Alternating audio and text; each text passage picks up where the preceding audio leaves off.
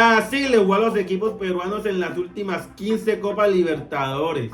En 2010, uno eliminado en fase de grupos y dos eliminados en octavos. En 2011, uno en fase previa y dos en fase de grupos.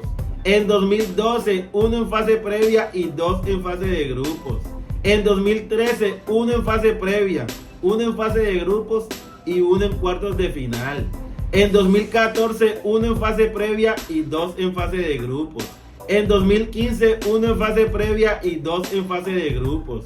En 2016, uno en fase previa y dos en fase de grupos. En 2017, dos en fase previa y dos en fase de grupos. En 2018, dos en fase previa y dos en fase de grupos. En 2019, uno en fase previa y tres en fase de grupos. En 2020, dos en fase previa y dos en fase de grupos.